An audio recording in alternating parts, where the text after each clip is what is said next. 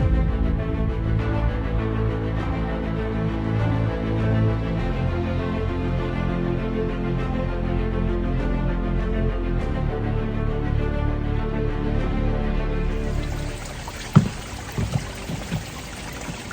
and welcome to Japanese Garden Bristol. This video is a follow-up from getting the plants right for your garden. I put it out last week, and what I'm going to do is update you on what's happened since then. That video was taken in December 2021. It's now September 28th, so it's the end of September now. And what I'm going to do is give you an update on each section that I filmed on the last one, because a lot's happened since then. The plants have certainly come on in different ways that I would have expected as well. So let's run through and give you a quick update. So let's get on with it.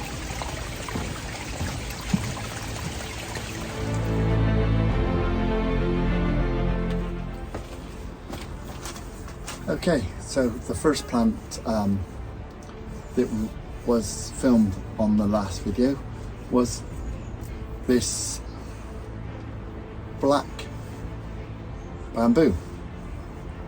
Now in that video I was taking it out of the ground, putting it in a pot, and if you notice on that video the bamboo was only about that high, and I had it for about a year and a half. So it hasn't really taken off by putting it straight into the ground anyway. So what I've done, I took it out of the ground, put it back into a pot, a bit of a bigger pot than it was originally in, and put it back in the ground. So now it's sat in the pot in the ground. So since then, it's come on leaps and bounds. So what I'll do, I'll get the camera now and I'll show you how tall it really has gone. So by putting it, I've been told this before, I've been given this advice, is when you buy something in a pot, you put it in a slightly bigger pot. You don't just put it straight into the ground.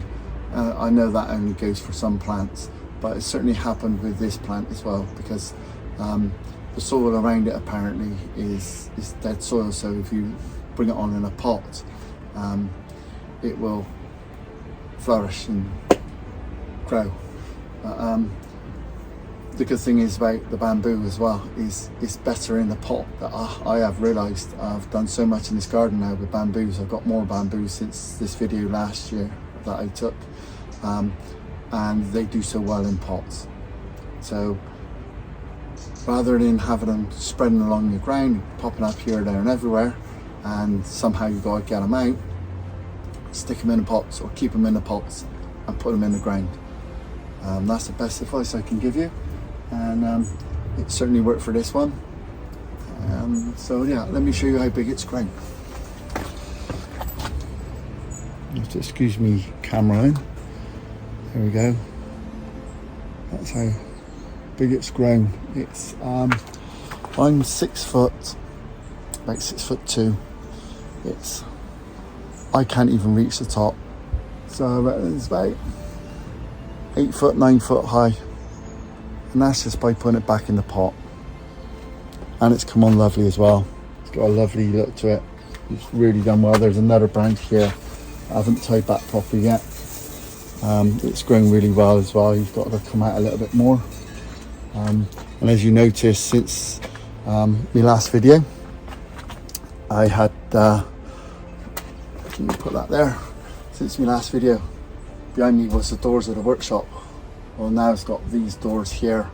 I will be putting out the video how I made these doors. I have got videos up on how I made other doors as well with the same method.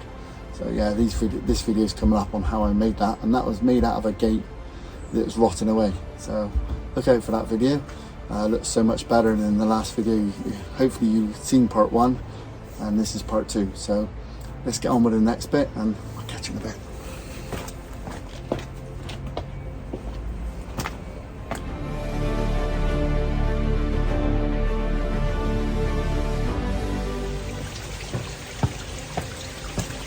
Okay, so hopefully you've been watching part one.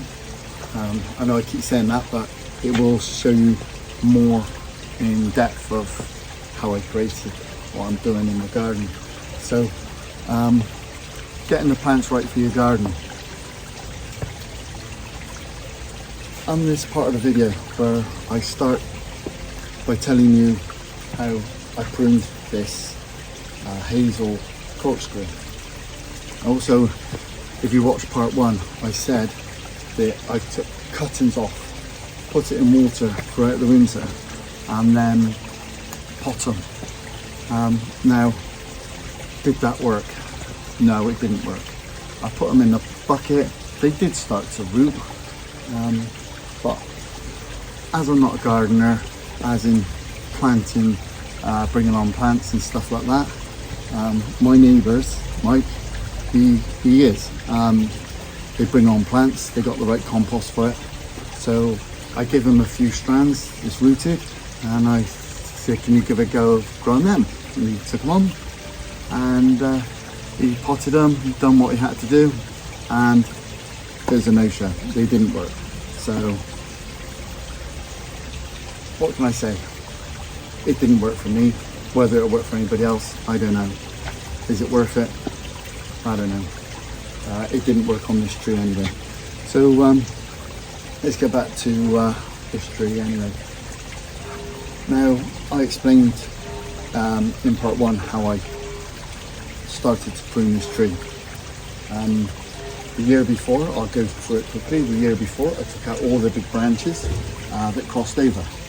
Alright, it's nice to see the branches cross over, but it would also obscure the view that I wanted to create. Now, I took them out, I took the risk, I chopped them off 2 years ago. Then if you see this video that I put out last week, which was the beginning of the year, it would say, I told you that I was pruning it so you can see through down into the pond or see up through the garden. Now I managed to create that. Like I said, this is September. The first video was in December, February. I've done it. I've achieved what I wanted to achieve. I've got a hazel corkscrew flag tree. It looks really good in the garden, a great feature. And like I said, that's how I've done it. Cut out the big branches it crossed over. Then last year I started cutting out, or the beginning of this year, I started cutting out all the branches leading up to where you would have a cloud. After I done that, it was easy to maintain. What I do now, I get little shoots, I'll bring the camera over in a minute, I get little shoots coming up and I just break them off. And the balls, the clouds, they have shoots popping out of them and I'll just trim them. So it keeps them as a cloud. A really good effect. Now this one did feature big on my slot that I featured in BBC Gardener's World. They filmed me talking about this tree, and they've done 10 hours of filming. They've done a lot of filming, but this is the one they picked out. Anyway, I'm glad they did because it's a really good feature, and I don't know anybody else that's done this to a hazel corkscrew. So I know I've had quite a few people since they've seen pictures of this ask me how I've done it. So now here it is. I'm telling them how I've done it. Let me bring the camera over. I'll show you what effect I've got. If you have a look, let's see. A bit difficult when it's in the older, but I'll do my best. Okay. So what you do, well, you can see now. You can see the koi pond through the tree, which is nice. It gets a nice view instead of it being a big bush. It's now you can see the corkscrew branches going up through. Now, see little buds. Then you see little buds there. You just pick them off, or wait till they grow a little bit. I find better. And let's see if I can find one that's grown a bit. There's one over here. Let me see this up here. There's a little one over here. Just pop them off, and that keeps the tree trimmed. So that's tree has really worked. Let me show you down. Let me see if I go down and look up for it as well. Great feature. Apologies for the filming. Oh, look. Right, there we go. And what you can do as well is you can see up through my garden as well, instead of it being a big bush. I'll see if I can find a picture and put it on, but if I can't, then I can't, but I will try to find a picture of that. Great feature. Okay, so I just had to treat the koi as well. That's what the bucket's there for. Right, okay, so I think that will explain everything about my corkscrew tree. So let's move on to the next bit of the garden.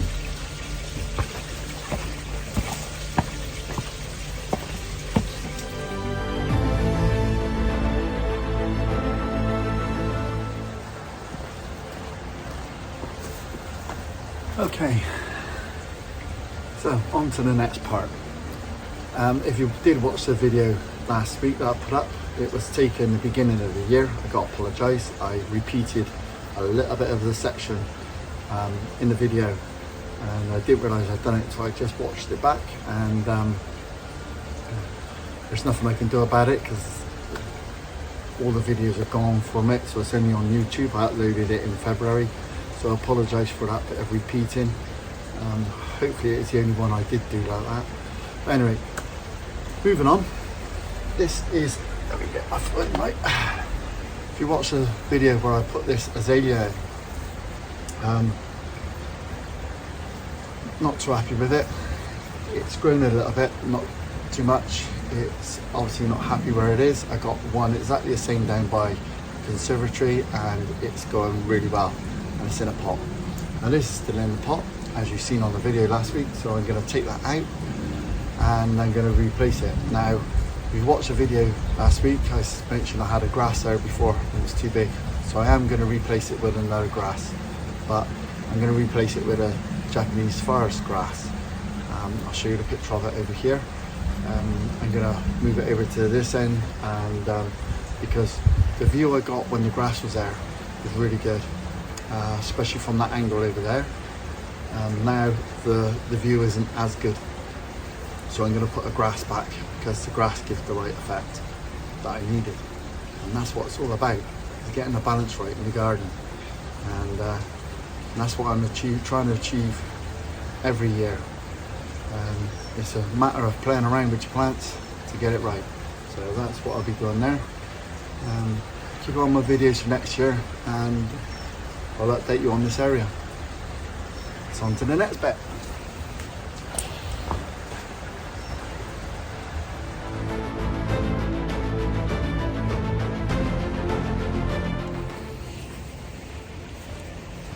Okay, so this is the next bit of the video.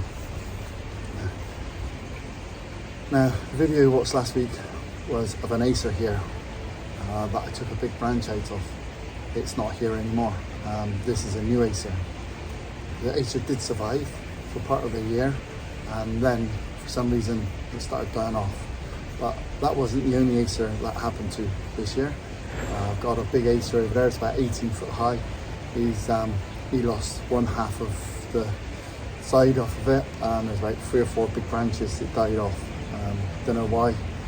We had a really mild winter as well last year, so I don't know what happened. I don't think it's to do with me cutting this branch off, because I've had it on other Acers. So anyway, it died, and I've replaced it with another Acer. Now the problem we had this year is in July time we had a lot of wind, very strong wind. Now you might not realise that if you haven't got Acers, but if you've got Acers you would have known about it. The wind destroyed all the Acers at the top of my garden, and it didn't destroy these were all right, and then I got another section where I got another lot, it didn't touch them neither, so it only destroyed the top of it, which is very strange. But there we go, they got ruined in July, but at least they were good in March is when they started coming out, April and May and June, and then they got destroyed. And then another problem we had was the heat. We had really intense heat in August time, September.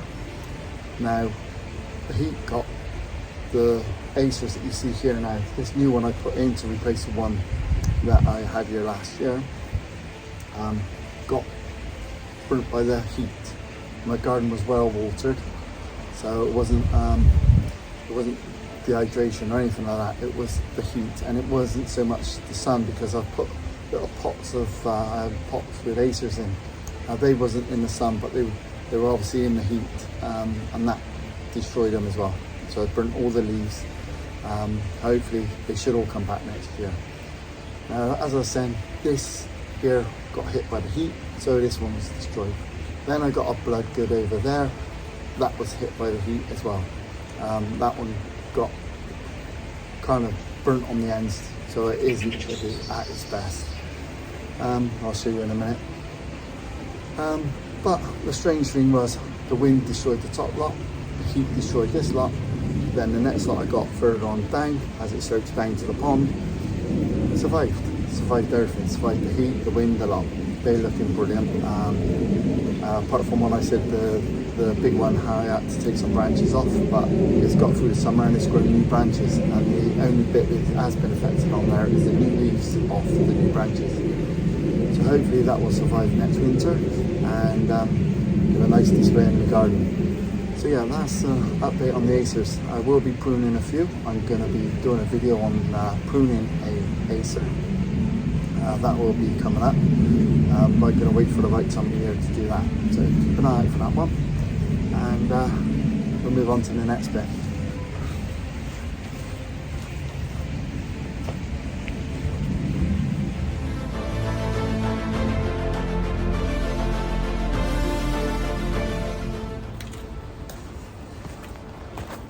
Okay, so come to the end of this video. Hopefully you watched my video last week that I put up, which was taken back in December, straight February last year. And I've kind of done an update on this one, on that one you've seen last week. If you haven't watched it, it might be good to watch it, because you'll pick up on some bits that I haven't covered on this one. So, reverting back to the beginning of this video, I said about the bamboos, and over in the corner there I had a big bamboo that took me 2 days to get the roots out of it. Now they're all in pots, and then in the beginning of this year, sometime around April, something like that, May, I went and bought 2 more bamboos. Now they just proves my point about putting them in pots, because they came in a pot obviously, and I bought what I thought was larger pots. They were only about a couple of inches bigger than their original pot, so I was a bit concerned, but I put them in the pots anyway and see how they went. Well, from what I bought them, they were, I don't know, they've gone up about 3 foot higher, and they've gone out quite a way as well. So if you do buy your bamboos, and I did get asked this question when people visit my garden through the year, they says, your bamboos, are any of them in the ground? And I say no, don't do that. Really, seriously, I know you can buy bamboos that don't spread, but unless you know which ones they are, don't do it. Put them in pots just to be safe. I've done it, I've experienced it, and I would never do that again by putting them in the ground. So yes, that's it, that's the end of the video. Thanks for watching. I've got a lot more coming up now. It's the end of the year, like I said, it's the end of September now. I've got a lot planned for my garden throughout the winter. Planning to light the garden up for next winter, and there's quite a few interesting jobs I'm going to do, and it might help you how to change your fences, some buildings you might have in your garden and stuff like that. So I've got a busy winter coming up, and I'll keep it all videos and show you guys. So yeah, if you're getting something out of my video, please tell others, let them watch my video. Try to get my garden out there really, so people can come visit it and see what I've been doing and what I've created here. It's been a really good year. I will do some more videos this year and up to the end of the year, so I'll catch you then. Thanks for watching. See you next time. See ya.